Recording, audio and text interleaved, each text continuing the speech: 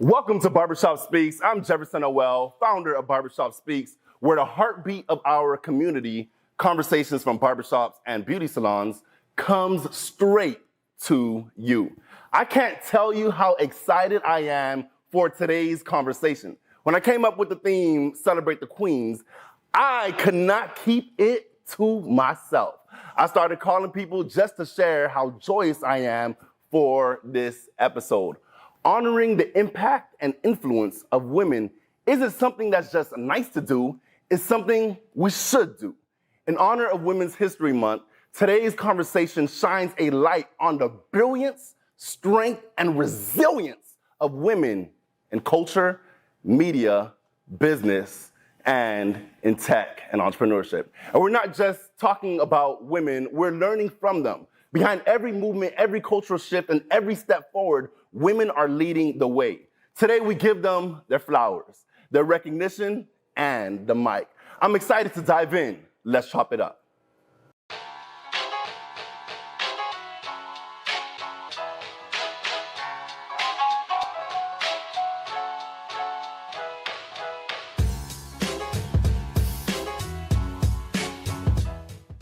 Today, we're talking about queens of culture, the women shaping how we see, experience, and express ourselves in the world. And who better to join us than Reina Noriega? Reina is a visual artist, designer, and author whose work uplifts women of color, bringing joy, pride, and representation. Her art has graced the New Yorker, and she's collaborated with brands like Apple and American Express. In this conversation, we'll dive into her journey, impact, and the role of art in shaping identity, culture, and empowerment. Reina, how you doing today? I'm doing very good. Thank you for having me. So I got these flowers, and it's not for me. This is actually for you. Thank you. That's so sweet. They're beautiful. They're so joyful. So Reina, I'll let you put that in. Boom. Awesome. So you are a visual artist, an author, and all of that. And at what point did you realize your art had the ability to change people? Well, when I first found my style and I was, doing women of color, it was for me first. Was decorating an apartment and trying to find art that would represent me, that was joyful, and everything fell short. It was either not visuals of Black women and brown women, or everything was in neutrals, and it just didn't go with the energy. I'm Caribbean, I'm from Miami. We love bright colors, we love, the tropics. And so my intention first was to just kind of like uplift the things about myself that I would like to see more in the world, to just reaffirm me. And I knew that there were probably other people that felt the same, but I think just having that pure intention of like, I want to uplift women of color, this is what I would want to see in my home, it just resonated in a way that I didn't even expect. So it sounds like it started from a place of self-love. And then from that self-love, from that seeing yourself in your own art, you realize that there's people outside in the world who also need that love as well. So Exactly. What is your art? It makes women feel more confident, right? Because they see themselves and the beauty of your art. So why is having that confidence important in this world? Yeah, I mean, it's a lot of times when art does center our Blackness, it's tied to our trauma, which keeps us kind of stuck in that same cycle. And although it's important to acknowledge where we've come from, what we've been through, and not, glaze over that because that is what we're working to overcome, it's also important to have a visual of what we're striving to get to so we know that it's possible. Like, our brains are amazing, and we talk about, visualizing and praying and manifesting, and all of those things come with having confidence in a vision that I'm worthy of this and I'm capable of this. So I just felt like having visuals that represented that was necessary as we continue to fight the good fight. Yeah, that's good. And I know life can be rough, right? How do you stay inspired during your journey? How do you stay inspired? Well, I mean, the series came from, like you said, it was not only self-care, but self-discovery. I was going through a period as a woman where I was learning so much about myself, what it takes for me to be consistently happy. At the time, I wanted to like run and start over in a new country and this and that. And I had to learn that like you follow yourself everywhere you go. So the inner work is so, so important. So for me, it's like I'm putting all of those elements into the art because I feel like as an artist, there's, you have days where you feel inspired, days when you feel like you don't. But to take the leap to be a full-time artist, there is not that luxury of I have artist blocked for 6 months and I'm not creating anything. So I have to build routines and mindsets into the way that I function on a day to day that keeps me balanced, that keeps me hopeful, that keeps me conscious. And, that looks like meditating, that looks like taking care of plants, that looks like traveling sometimes, that looks like spending time outside, that looks like looking in the mirror and telling myself I love myself the way that I am and I'm not trying to be anybody else outside of me. And so all of those elements end up getting put into the artwork. I love that. So you've worked with large brands like Apple, American Express, a whole bunch more that wasn't in your bio because it'll be too long. Like we'll have to have a 1 hour episode. What's been the most fulfilling project you worked on, whether it was with those brands or if it was with a smaller brand or something else? What's been the most fulfilling? I think they all feel super fulfilling for different reasons. Personally, the New Yorker was something that I strived for. Like, I thought maybe in my 50s or something, I would have my first cover. So it happening so early. And then I did an illustration of a Black woman in like luxury loungewear in her room. And it was during COVID and it was their style issue. So just the feedback that I got from, there's millions of subscribers. Many of them are Black women that have never received a cover that resonated with them. So getting that feedback, super special, super impactful. My Black History shirt with Old Navy, getting family portraits and reunion portraits and Disney trip portraits with beautiful Black families. I had, grandparents that were not Black, like white grandparents say, hey, I bought this for my mixed grandson or granddaughter to show them that I see them and that, that I love them the way that they are, and just different things that I did not expect. So it's usually not the design, but the impact that it has on the people that get to witness it. If there's a woman that poured into you that you are grateful for, who would that woman be that you just want to say thank you? And what did they do for you? I mean, my mom, first and foremost, she always instilled in me that, being a better version of you versus wanting to be someone outside of you. And instilled, a great sense of grace and confidence in me. And I also credit my intern. I had an internship, like I guess supervisor, that the first day I met her and she asked me, she was just asking me about myself. And I said, one day I want to be an artist. And she said, well, do you create art? And I said, yes. And she said, well, then you are an artist and you can choose to embody that whenever you want. And I think that was super impactful for me because it was always in the back of my head that instead of becoming or trying, that I already am, and then I just need to live up to that feeling. That's so good. So what would you say to a woman or young girl that wants to influence the culture through their art? What would you say to them? What advice would you give them?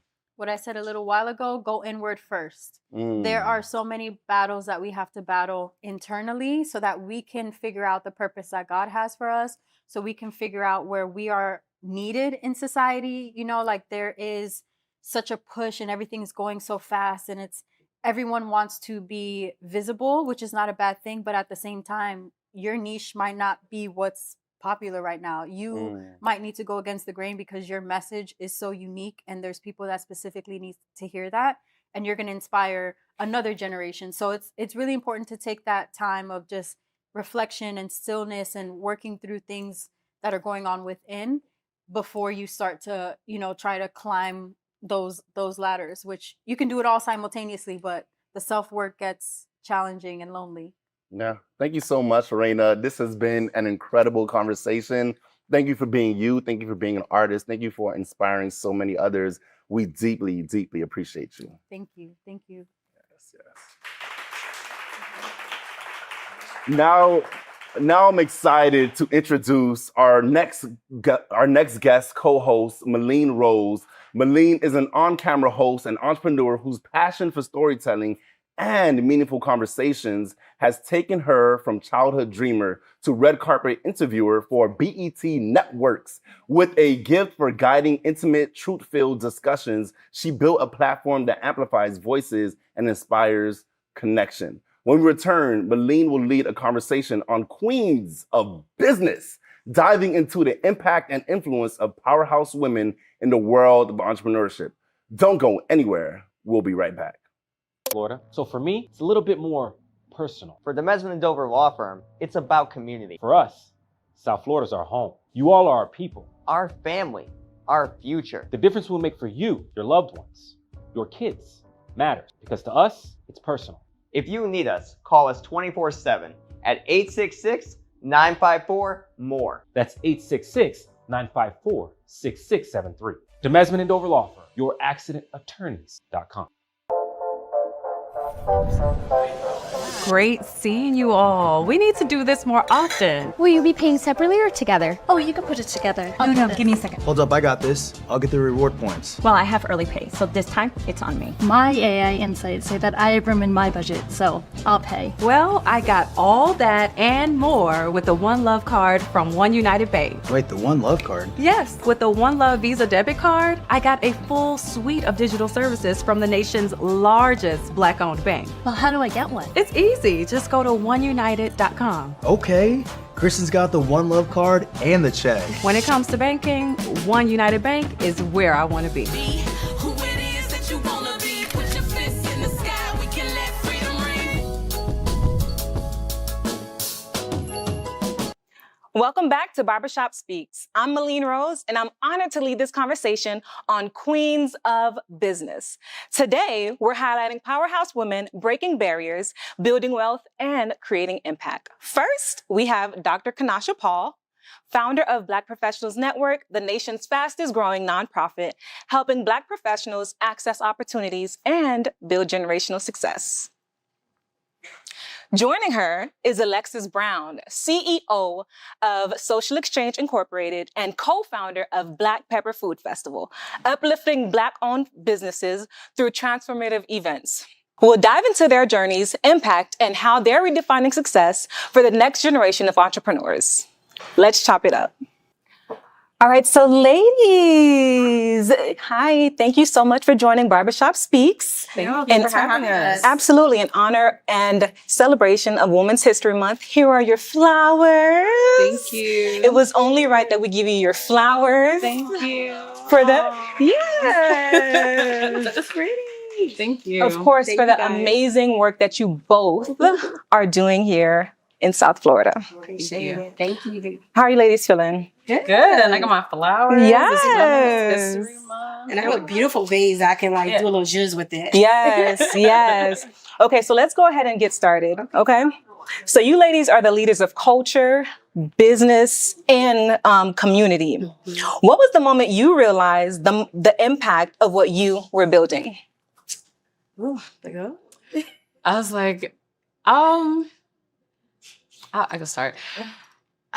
The moment that I realized, I've had multiple moments. I knew when I started, I was creating something that I wanted and to fulfill a need that I felt. But one of the moments at one of my events, and a Black woman approached me and she told me she felt beautiful. She felt beautiful at the event. She felt like she belonged. And I think a lot of times in South Florida, Black women and Black people don't feel like they belong and that they're welcome, that there's not a safe space. And we were at 11 Rooftop, which was now it's called Giselle, but a major nightclub in Miami that is not really known for events of color. And so when someone says, hey, like when I walked in the room, I felt beautiful. I felt like I felt comfortable. And it was like, all right, okay. So one of the many moments, but that was one that really stuck out because again, when I create, I think of women of color, that this is a safe space for us to be able to have a good time and to let our hair down. So yeah. I love that. And absolutely, your events do just that. I've been to a few of your social exchange parties, especially the pool parties. I love them. Thank you. Yes, yes. I would agree. I feel like there's so many moments. I think for me, it's when I think recent actually is when I had a member who moved to LA who was originally from Miami. Oh, wow. And then for them to be able to get community in LA because we opened a chapter there. And then for them to still have roots also in our Chicago.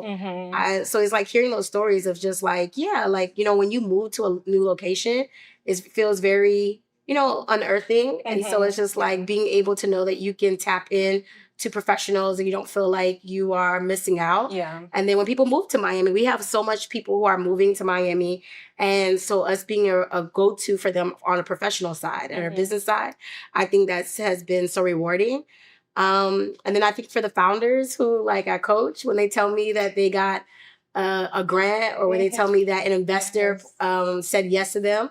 So for me, it's like I love that my work helps keep the Black ecosystem going. Yes, yes, yes. I love it. I want to know, so stepping into business, especially as Black women, I can only imagine that it's intimidating. Do we agree? It can be. It can be. It can be, yes. So I want to know, what is the mindset in operating your business? What mindset shift do you have in, approaching your business?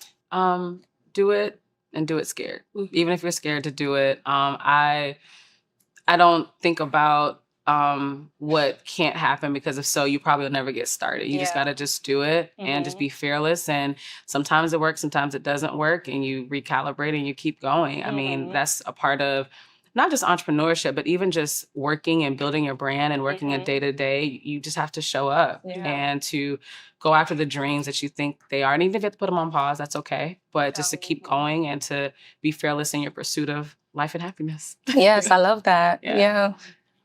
For me, I think you have to have a mindset of like believing in yourself. I know people say that's super cliche and it's like, but the tips that I give to people when they are struggling with confidence is that it's practice. Like some people, as much as you might think that people wake up and they're naturally confident, they probably don't even know subconsciously, like over the years, they've been telling themselves and practicing their confidence. And it's just like, you're just meeting them, when it's like, when they're ready to show it.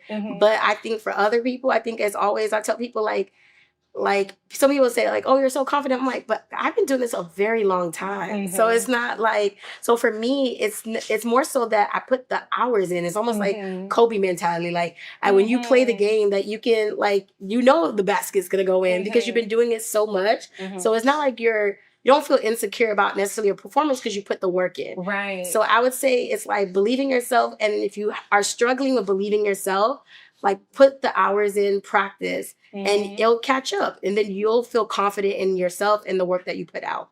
I love that. So essentially you're saying that confidence comes from preparation. 100%. It's just like, and preparing and seeing the results. I think and letting time for the results to like marinate. Yeah. Because I think a lot of times people like they go out and do a project and they're wondering like, oh, why is it not working? And I'm just like, you just did this once. That's good. Right. That's good. You just, or even if you did it 3 times, it takes time before people like buy into the vision for you to get really clear about the vision. Yeah. Like I think if you look at any successful business that's out there, they took a while before they like landed on truly who their customer audience is, how they're going to market, how they're going to define success.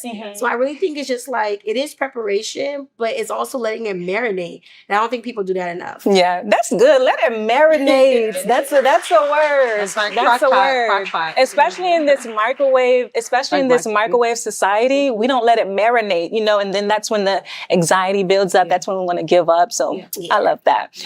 But speaking of confidence, ladies, as women in business, it's only right. I have to ask you ladies about money, okay? I want to ask you ladies about money because this is something that I've come across as a woman myself, and just feeling as though I'm just being unable to reconcile my value with my rates, right? So how do you ladies approach that in business? How do you reconcile your value with your price? Is your price your price? Do you sometimes, negotiate? What does that look like for you?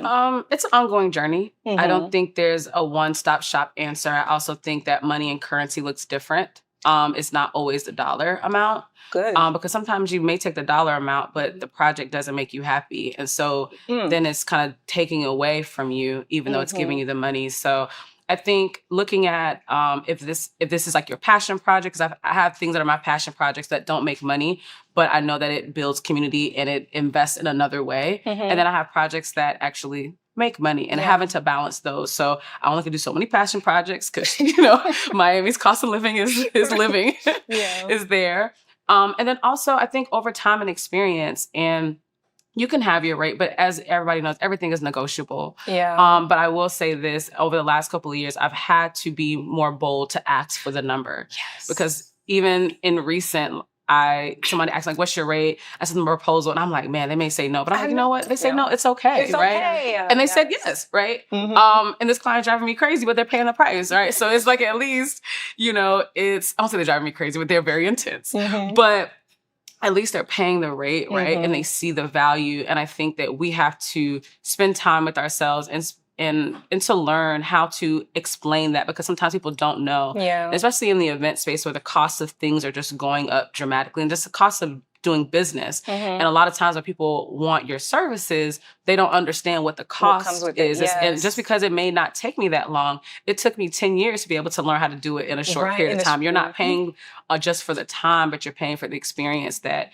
comes with it. So I always tell people to not be afraid to ask, but also be flexible. If you're just getting started, you may have to have your day job while you're building your business on the side. I have been doing social exchange for 12 years total, but 8 years full time. So for the first years of social exchange, I had a 9-to-5 while I was building the brand and learning. And, I fell into this full time on accident. It wasn't a plan, but it's worked out. But again, it takes time to build the reputation for people to trust you. And even as many years as I've been in business, sometimes I still find myself building because everyone is not always familiar with all your skills and things that you can do. So, I love that. As women, we definitely have to advocate for ourselves for sure. Agreed. I absolutely love that. Did you want to add to that? Yeah, I would also say that part of knowing with money and knowing your rate is understanding value proposition. I think sometimes people don't understand, but value proposition from the perspective of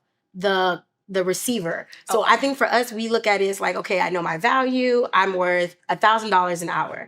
But if you're talking to a nonprofit, the value proposition means very differently to them than to a government client, to a corporate client. That's good. And so I think sometimes one of the things that I definitely when I coach my founders, it's like helping them understand, like, okay, who is your target audience? Like, who are you selling to? And understanding what is valuable to them, and then making sure that you set your price in a way that they feel like it is a value add. But don't mix it. I get so many times people mix it. They'll be like, well, I charge Facebook $3,000. So I'm like, yeah, they're a nonprofit. Their whole operating budget for this may not be $3,000. So you might need to give a nonprofit rate, or you might need to do in-kind service. You may need to, your rate is going to be negotiable, but you also have to take it from perspective of fully understanding the market and fully understanding who you're doing business with. Yes, I love that. Well, ladies, thank you so much for joining us on Barbershop Speaks. This was an amazing conversation. I left with so many gems.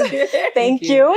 The impact of Black women in business isn't just about breaking barriers, it's about building new paths for those who come next. Today's conversation has shown us that success isn't just about what you achieve, but how you uplift others along the way. When we return, Jefferson will close out the show with his final thoughts on honoring, celebrating, and supporting the queens who are shaping our world. Don't go anywhere. We'll be right back. Florida. So for me, it's a little bit more personal. For the Mesman & Dover Law Firm, it's about community. For us, South Florida's our home. You all are our people. Our family. Our future. The difference we'll make for you, your loved ones, your kids, matters. Because to us, it's personal. If you need us, call us 24/7 at 866-954-MORE. That's 866-954-6673. The Mesman & Dover Law Firm, youraccidentattorneys.com.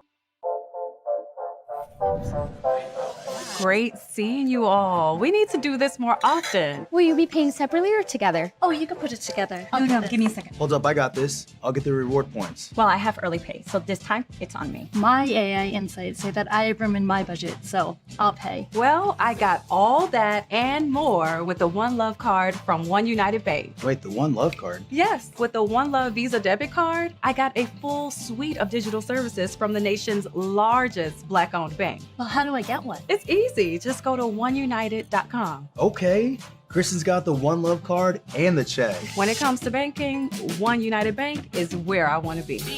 Who it is that you wanna be? Put your fists in the sky, we can let freedom ring.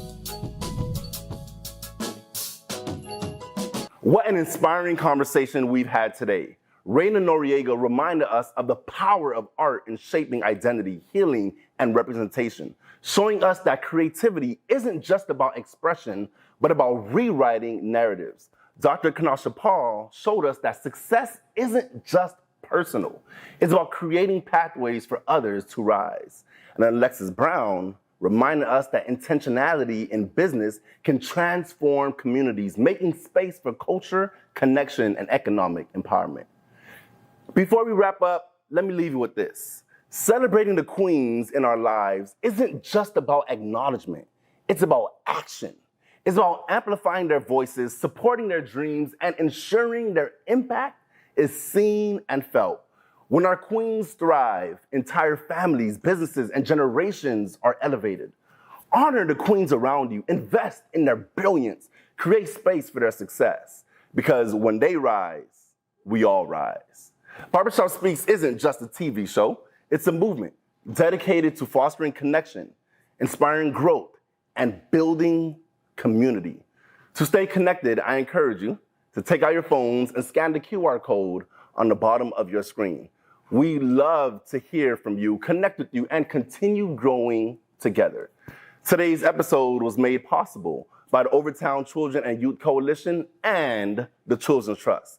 And a special thank you to Top Cutters for hosting us in this incredible space. More than just a barbershop, Top Cutters is a cornerstone of the community where culture, conversation, and connection come to life. I may not have met you yet, but I love you. Your community loves you, and God loves you. Never forget, your life has purpose, your life has worth, and your life has value, and never let anyone tell you that it doesn't. Let's keep celebrating, supporting, and elevating the queens in our lives. See you next time.